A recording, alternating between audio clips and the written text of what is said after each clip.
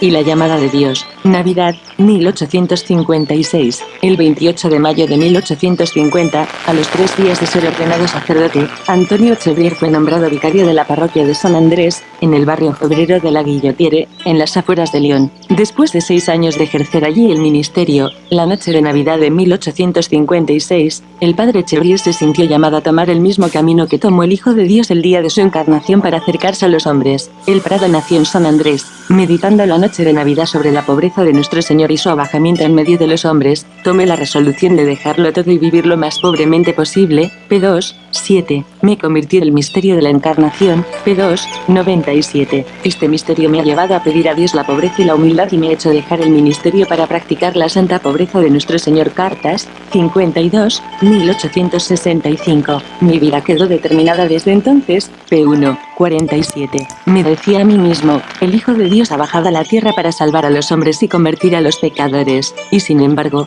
¿qué vemos? ¿Cuántos pecadores hay en el mundo? Los hombres siguen condenándose. Entonces me decidí a seguir más de cerca a nuestro Señor Jesucristo, para hacerme más capaz de trabajar eficazmente en la salvación de las almas, y mi deseo es que también vosotros sigáis de cerca a nuestro Señor. P2,98. Llamada a trabajar en la obra de Dios. Dios tiene siempre la iniciativa en la realización de su designio. Todo nuestro esfuerzo sería inútil si no fuera respuesta a su llamada. Las obras las hace Dios. Las obras no las hacen las previsiones humanas, ni el dinero, ni nuestros cálculos y combinaciones. Dios elige un alma. Así es como Él crea las obras. Elige un alma, la cambia, la vuelve, la forma, la moldea, la corrige, la coloca aquí y allá. Luego elige otra y luego otra. La reúne y, a su debido tiempo, hace despuntar la gracia. Palabras del padre Echeverría a la señorita Tamisier, iniciadora de los congresos eucarísticos. La primera condición es ser llamado por Dios para trabajar en su obra. Usted 320. En vano intentaremos construir si Dios no está con nosotros, si Él no es el arquitecto, si Él no dirige los trabajos, da el plano, elige a sus obreros y lo ordena todo Él mismo. Él debe,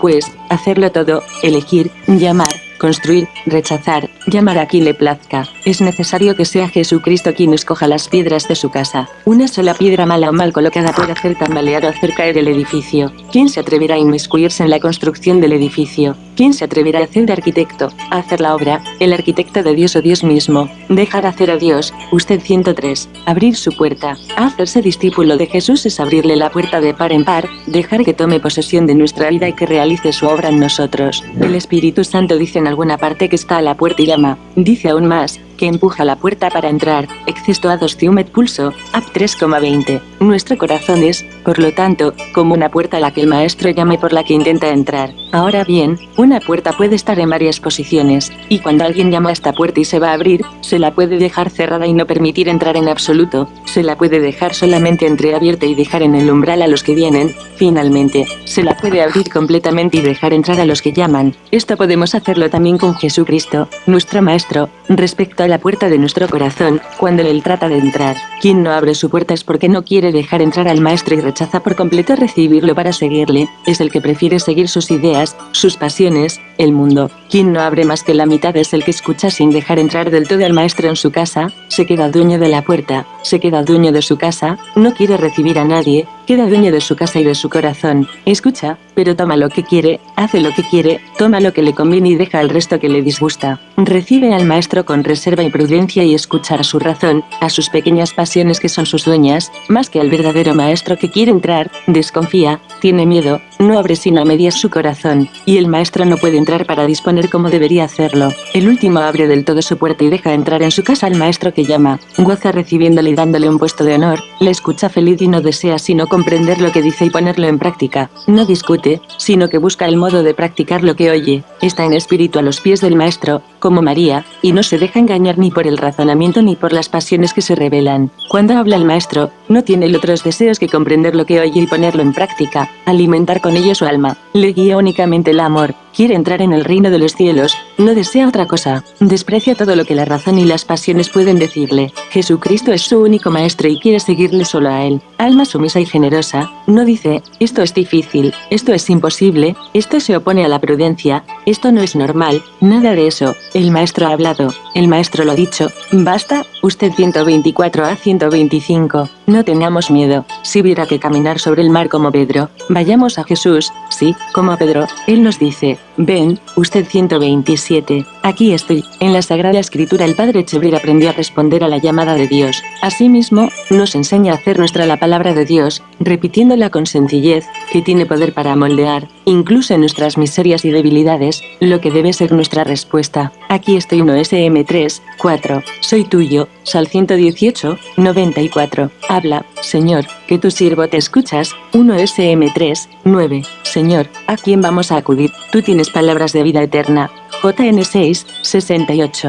Tú eres mi luz, tú eres mi camino, mi vida, mi sabiduría y mi amor. Te seguiré donde vayas. LC 9,57. Estoy dispuesto a morir contigo. Daré mi vida por ti. Iré a la cárcel y a la muerte a ver JN 11, 16. 13,37. Tú eres mi rey, mi jefe y mi maestro. Señor, si tienes necesidad de un pobre, aquí estoy yo. Si tienes necesidad de un loco, aquí estoy yo. Aquí estoy, Jesús, para hacer tu voluntad. Soy tuyo. Usted 122.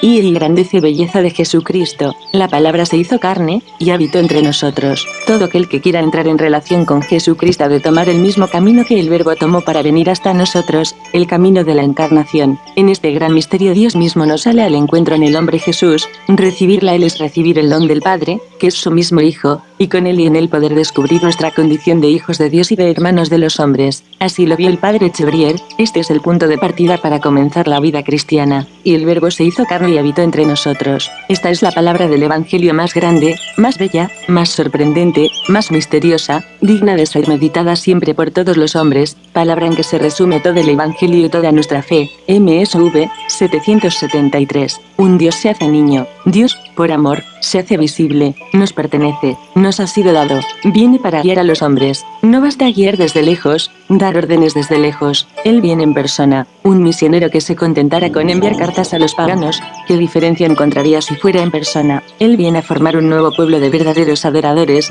de hermanos. Sermón de Navidad, 1857. ¿Qué medio elige Dios para salvar al hombre? Elige venir Él mismo. Hace como un padre o una madre que ha perdido a su hijo, va a buscarlo. ¿Qué se necesitaba para esto? Hacerse visible, venir a la tierra. MSBI 335. A Dios nadie lo ha visto jamás. El Hijo único, que está en el seno del Padre, es quien lo ha dado a conocer.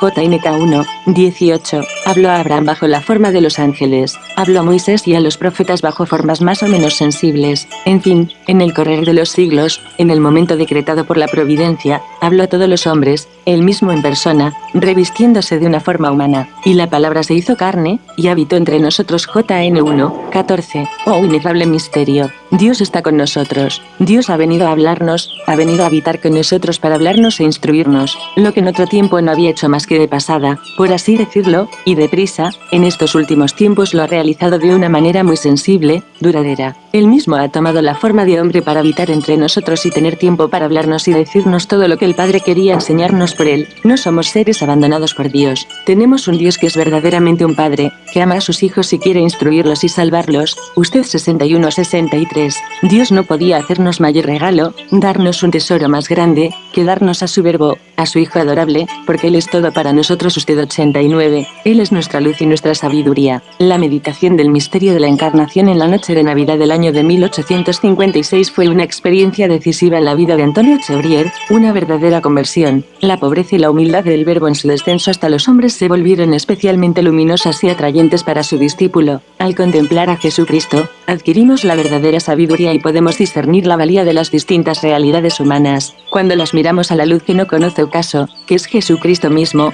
las cosas de los hombres y sus situaciones cotidianas adquieren su verdadera dimensión. Jesucristo nos ha sido dado para enseñarnos a distinguir lo verdadero de lo falso, el bien del mal, lo justo de lo injusto, y a estimar cada cosa en su justo valor, a saber poner en su lugar lo terreno, lo espiritual, el tiempo y la eternidad. Por esto es Él la luz verdadera que alumbra a todo hombre.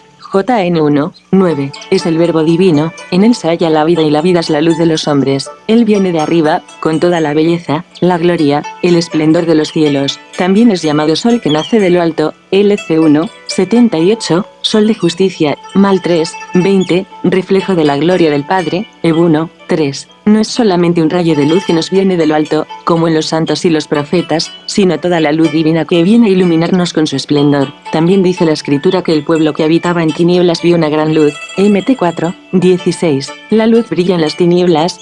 JN 1:5. Nuestro Señor mismo no teme decirnos que Él es la luz del mundo. JN 8:12. Cuando Dios creó el mundo, nos dio el sol para iluminar los ojos de nuestro cuerpo, pero cuando Dios creó nuestras almas, nos dio a Jesucristo, su Verbo, para iluminar nuestras almas y nuestras inteligencias, porque en Él estaba la vida y la vida era la luz de los hombres. Por Jesucristo recibimos la vida y la luz, la verdadera luz, Lux Vera, JN 1:9, para distinguir esta luz de lo alto de todas esas pequeñas luces humanas y terrenas que iluminan tan tenuemente la oscuridad de nuestras almas. Jesucristo es la luz de nuestras almas, como el sol es la luz de nuestros cuerpos. El sol alegra nuestros ojos, nos alumbra, nos descubre los objetos, nos hace conocer y apreciar cada cosa, cada objeto, y nos muestra el camino que hay que seguir, nos muestra el valor, el color de las cosas, el uso que debemos hacer de ellas. Qué inmenso beneficio el del sol para nuestros cuerpos. Jesucristo es el sol de nuestras inteligencias y de nuestras almas. A su luz debemos nosotros aprender a conocer cada cosa, a conocer la verdad, el valor espiritual de las cosas terrenas, a distinguir lo verdadero de lo falso, lo justo de lo injusto, el bien del mal. Cuánto mejor es este conocimiento espiritual de las cosas que el conocimiento material que nos da el sol de las cosas visibles y creadas. Así, pues, cuando queramos conocer algo, estimarlo, juzgarlo, valorarlo, no tenemos más que buscar la luz, Jesucristo, y Él nos iluminará y nos enseñará cuánto vale y cómo debemos estimarlo. No tenemos más que saber lo que Él piensa de ello, lo que hace con ello, y tendremos la verdadera luz, el verdadero juicio de las cosas. Por lo mismo que Él es nuestra verdadera luz, es nuestra sabiduría, pues si actuamos según esta luz, no nos equivocaremos jamás. Si nos conducimos según esta luz, no nos extraviaremos. Si apreciamos las cosas según esta luz, juzgaremos justamente, porque Él es la verdadera luz que viene del cielo y salió del mismo Dios para iluminarnos. La luz del cielo es la divina sabiduría, usted 89-91. Esta sabiduría se difunde en toda su vida, sus acciones, sus palabras son rasgos de sabiduría y de luz que nos iluminan y nos muestran cómo debemos conducirnos para ser verdaderamente sabios. En los grandes hombres se encuentra a veces una brizna de sabiduría, un pequeño rayo de esa luz que nos ilumina, pero Jesucristo es toda la sabiduría, Él la posee por entero, pues ha recibido el Espíritu sin medida. No hay que ir muy lejos para encontrar la sabiduría, se encuentra en Jesucristo. Basta conocer, estudiar a Jesucristo. Hay quienes la buscan en los grandes libros, en la filosofía, en los viajes, en el estudio. Se halla en Jesucristo. No conozco sino a Jesucristo, dice San Pablo, y a Jesucristo crucificado. Usted 91. Él es nuestro Maestro. Vosotros me llamáis Maestro y Señor, y tenéis razón, porque efectivamente lo soy. JN 13-14. Cuando hemos conocido a Jesús en profundidad, como Verbo de Dios y enviado del Padre, nada nos impide que le tomemos por Maestro y Maestro único. MT 23-8. Esta decisión gozosa será fruto de nuestra admiración más sincera y no de ninguna imposición autoritaria. ¿Cabe mayor fortuna que la de haber conocido a Jesucristo y haberle entregado toda nuestra confianza? Jesucristo es nuestro solo y único Maestro. Él es el Verbo de Dios, en Él están todos los tesoros de la ciencia y de la sabiduría. Como Verbo, es el pensamiento mismo de Dios, posee toda la ciencia de Dios, todos los conocimientos del Padre. Él es la palabra del Padre, revestida de una forma exterior para hablarnos, viene del cielo para hablarnos y darnos a conocer los deseos de Dios su Padre. Él en persona es la carta viva que el Padre nos ha enviado para que la leamos y la cumplamos. Nos lo enseña Dios mismo. Mirad a mi siervo, a quien sostengo, mi elegido, a quien prefiero. Sobre él he puesto mi espíritu, para que traiga el derecho a las naciones. Is 42-1. El día de la transfiguración el Padre lo proclama diciendo: este es mi Hijo, el amado, el predilecto. Escuchadle. MT 17-5. Tanto amó Dios al mundo, que entregó a su Hijo único, para que no perezca ninguno de los que creen en él, sino que tengan vida eterna. JN 3-16. Su oficio principal es el de instruir al mundo. Se lo explica a los habitantes de Nazaret, al comentar las palabras del profeta Isaías: el Espíritu del Señor está sobre mí, porque Él me ha ungido. Me ha enviado para dar la buena noticia a los pobres. LC 4-18. Él decía a sus apóstoles: también a los otros pueblos tengo que anunciarles el reino de Dios, para eso me han enviado. LC 4-43. Para esto he nacido y para esto he venido al mundo, para ser testigo de la verdad. JN 18-37. Yo soy la luz del mundo. JN 9-5. Yo soy el camino, la verdad y la vida. JN 14-6. Es su título. decía a sus apóstoles: vosotros me llamáis el Maestro y el Señor, y decís bien, porque lo soy. JN 13:13. Lo que enseña, lo enseña de acuerdo con su Padre que le ha enviado. Mi doctrina no es mía, sino del que me ha enviado. JN 7:16. El que me envió es veraz y yo comunico al mundo lo que he aprendido del. JN 8:28. Verdaderamente Él es nuestro Maestro. Ha recibido de Dios el gran encargo de enseñar a los hombres. Ha sido enviado para esto. Solo Él puede instruirnos, porque solo Él conoce a Dios. Escuchándole a Él, escuchamos al mismo Dios, y creyendo en Él, tenemos la vida eterna. Es nuestro Maestro. Usted 95-98. Qué bello es Jesucristo, oh Verbo, oh Cristo. Así comienza la plegaria más conocida del Padre Chevrier. Es una oración de discípulo, llena de admiración, de confianza y de ofrenda de sí mismo. Antes que nada, es una admiración maravillada delante de la grandeza y la belleza del Verbo de Dios, que se revela en la humanidad de Jesucristo. Junto con la admiración va la confianza de que el Verbo de Dios vaya cumpliendo en nosotros su obra de iluminación y de conversión. Y, para conseguir este propósito, la plegaria manifiesta la ofrenda personal, la disponibilidad para dejarse transformar por la palabra de Dios y pertenecer totalmente a Jesucristo. Oh Verbo, oh Cristo, qué bello y qué grande eres. ¿Quién acertará a conocerte? ¿Quién pudiera comprenderte? Haz, oh Cristo, que yo te conozca y te ame. Tú, que eres la luz, manda un rayo de esa divina luz sobre mi pobre alma, para que yo pueda verte y comprenderte. Dame una fe en ti tan grande, que todas tus palabras sean luces que me iluminen, me atraigan hacia ti y me hagan seguirte en todos los caminos de la justicia y de la verdad. Oh Cristo, oh Verbo, mi Señor y mi único Maestro, habla, que quiero escucharte y poner en práctica tu palabra. Quiero escuchar tu divina palabra, que sé que viene del cielo. Quiero escucharla, meditarla, practicarla, porque en tu palabra está la vida, la alegría, la paz y la felicidad. Habla, Señor. Tú eres mi Señor y mi Maestro. Quiero escucharte solo a ti. Conocer a Jesucristo lo es todo. Nos encontramos ante uno de los todo del Padre Chevrier, término que emplea en raras ocasiones para marcar el carácter absoluto e incomparable de una realidad espiritual o apostólica. En este caso, el todo es el conocimiento de Jesucristo. Para Chevrier, como para San Pablo, nada se puede igualar con un bien tan excelente. Ver FLP 3:8. Quien conoce de verdad a Jesucristo ha encontrado el tesoro escondido o la perla preciosa del Evangelio.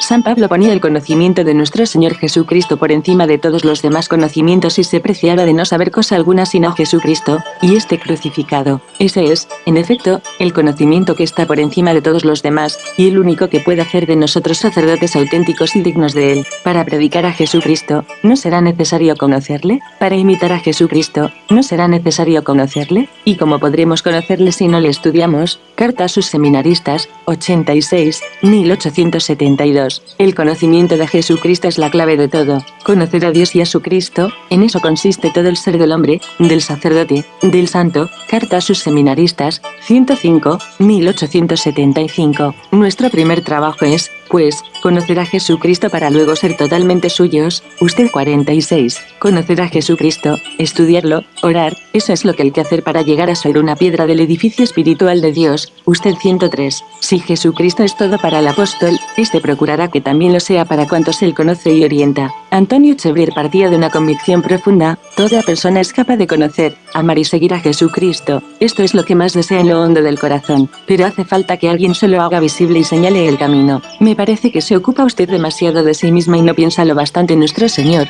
nuestro divino Maestro. En usted misma no encontrará sino miserias, y cuanto más piense en ello, más desdichada se sentirá. Alce un poco la mirada, mire a nuestro Señor, estudie su divina palabra, sus divinos ejemplos, llénese de él, aliméntese de él y verá cómo desaparecen todos esos fantasmas. Que Jesucristo sea su vida, querida hermana, que Jesucristo sea su amor. Carta a una religiosa, 459, 1878. Más que nuestras propias miserias, debemos pensar en nuestro Señor. Si un pintor se mirara constantemente a sí mismo en lugar de fijarse en su modelo, jamás llegaría a copiarlo. Eso es lo que usted tiene que hacer, querida hija. Mire más a menudo a nuestro Señor y no se atienda tanto a sí misma, entonces tendrá más vida. Aplíquese a imitar a nuestro Señor, y esto sin turbación, sin angustia. Contémplele con amor y con el deseo de imitarle, eso es todo. Deje usted sus faltas, sus miserias, en el océano de su misericordia. Cuando se ama a Jesús no hay que preocuparse de más. Carta a una hermana del Prado, 257, 1873. No descuide usted su breve rato de meditación, estudie a nuestro Señor Jesucristo, eso lo es todo, y cada día recuerde una de sus palabras o una de sus acciones para ponerlas en práctica o, por lo menos, saborear la dulzura y el gusto. Carta a la señorita Grivet, 374, 1876. La vida sobrenatural solo se encuentra en el conocimiento de Jesús, en el estudio de sus palabras y sus acciones. Una palabra de Jesús levanta el alma, una acción de nuestro Señor hace más que cualquier otra cosa. Carta a la señora Franchet, 310, 1869. Rezad mucho, queridos hijos. La oración, el crucifijo, el pesebre instruyen más que los libros, y la ciencia que se aprende al pie del crucifijo o del tabernáculo es mucho más sólida y verdadera y es mucho más beneficiosa que la que se aprende en los libros. Carta a sus seminaristas, 115, 1876. La adhesión a Jesucristo y sus frutos en la vida del discípulo. El conocimiento de Jesucristo y nuestra adhesión entusiasta a su persona y a su obra nos van transformando en él, en lo interior y en lo exterior. Si somos de Cristo, nuestros pensamientos, palabras y acciones serán conformes a los suyos. Es una transformación real y auténtica, no solo un puro deseo o un voluntarismo estéril. Tenemos un modelo imitable en San Pablo, que pudo llegar a afirmar: no soy en yo, es Cristo quien vive en mí. Gal 2, 20. Quien ha encontrado a Jesucristo ha encontrado el mayor tesoro. Lo demás no es nada. Ha encontrado la sabiduría, la luz, la vida, la paz, el gozo, la felicidad en la tierra y en el cielo, el fundamento sólido sobre el que se puede edificar, el perdón, la gracia. Lo ha encontrado todo. Quien ha encontrado a Jesucristo, no estima ninguna otra cosa más que a Jesucristo, porque para él Jesucristo lo es todo. San Pablo lo expresa muy bien: todo eso que, antes de mi conversión era para mi ganancia, lo consideré pérdida comparado con Cristo, más aún, todo lo estimo pérdida, en comparación con la excelencia del conocimiento de Cristo Jesús, mi Señor. Por él lo perdí todo, y todo lo estimo basura con tal de ganar a Cristo, para conocerlo a él, y la fuerza de su resurrección, y la comunión con sus padecimientos, muriendo su misma muerte. FLP 3, 7, 8 y 10. Quien ha encontrado a Jesucristo, lo deja todo para poseerlo, porque Jesucristo lo es todo para él y no estima ninguna otra cosa más que él. Cuando los apóstoles encontraron a Jesucristo, dejaron sus redes y le siguieron. Mac 1, 38. Quien ha encontrado a Jesucristo, no quiere sino agradarlo, porque él es su gozo, su felicidad, su maestro, su Dios. Cuando digo esto, dice San Pablo, busco la aprobación de los hombres, o la de Dios, trato de agradar a los hombres. Si siguiera todavía agradando a los hombres, no sería siervo de Cristo. Gal 1, 10. El conocimiento de Jesucristo produce necesariamente el amor y, cuanto más conocemos a Jesucristo, su belleza, su grandeza, sus riquezas, más crece nuestro amor a Él y más procuramos agradarle y más rechazamos lo que no va con Él. Por amor a Jesucristo, uno no teme incluso pasar por loco. Nosotros, unos necios por Cristo. 1 Cor 4, 10. San Pablo distingue dos clases de personas de sacerdotes de Jesucristo: los que actúan un poco según el mundo y los que pertenecen a Jesucristo por completo. Que el mundo piense lo que quiera, no me importa. Que me tenga por loco, no me importa. Pertenezco a Jesucristo, le sigo, camino tras sus huellas. Nada me puede separar de Jesucristo. San Pablo exclama: ¿quién podrá apartarnos del amor de Cristo? Estoy convencido de que ni muerte, ni vida, ni ángeles, ni principados, ni presente, ni futuro, ni potencias, ni altura, ni profundidad, ni criatura alguna podrá apartarnos del amor de Dios, manifestado en Cristo Jesús, Señor nuestro. Rom 8, 35.38a. Toda la felicidad está en seguir a Jesucristo. Quien lo ha encontrado, ha oído y comprendido esta palabra del Maestro: sígueme, ha comprendido estas otras palabras, os he dado ejemplo para que lo que he hecho con vosotros, vosotros también lo hagáis. JN 13, 15, y quiere conformarse a la imagen de Jesús, su Maestro y su modelo. Ver Rom 8, 29. Cuando se quiere sinceramente a alguien, se es feliz siguiéndole, caminando tras sus huellas. Se busca verle, oírle y se hace todo por imitarle. No, se vive más que para Jesucristo. Nos apremia el amor de Cristo, al considerar que si uno murió por todos, todos murieron. Cristo murió por todos, para que los que viven, ya no vivan para sí, sino para el que murió y resucitó por ellos. 2 Cor 5, 14 a 15. Jesucristo es su vida. Para mí la vida es Cristo. FLP 1, 21. Vivo yo, pero no soy en yo, es Cristo quien vive en mí. Gal 2, 20. Jesucristo debe ser nuestra vida, es decir, Jesucristo debe ser el objeto habitual y constante de nuestro pensamiento, hacia donde se dirijan día y noche todos nuestros deseos y afectos. La madre vive para su hijo, la esposa para su esposo, el esposo para su esposa, el amigo para su amigo, el avaro para su dinero, el egoísta para sí mismo, el negociante para su comercio. Así es la vida de estos seres, cada uno pone su vida en lo que busca, en lo que ama, y, cuando se ve separado de ello, llora, languidece, gime hasta que consigue estar de nuevo junto al objeto de su amor. Para nosotros, nuestra vida es Jesucristo. En un reloj hay un resorte que hace mover todos los engranajes y da la hora. En nosotros, ese resorte invisible, oculto, debe ser Jesucristo, debe hacer que le mostremos a Él mismo. ¿Dónde está nuestro tesoro? Allí está también nuestro corazón. Si Jesucristo es nuestro tesoro, nuestro corazón y nuestros pensamientos estarán siempre en él. Usted 114 a 118. Conocer a Jesucristo, amar a Jesucristo, imitar a Jesucristo, seguir a Jesucristo,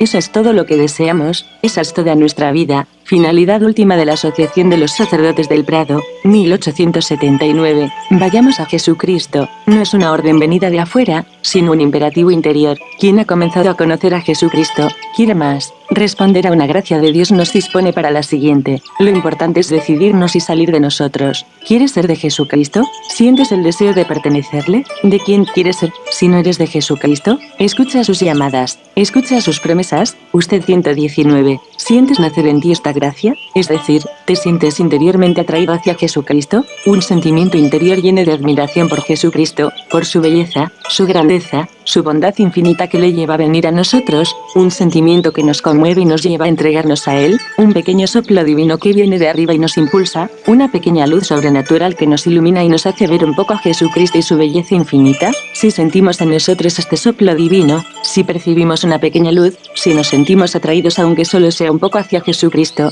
cultivemos esa atracción, hagámosla crecer con la plegaria, la oración, el estudio, para que crezca y dé frutos. Usted 119.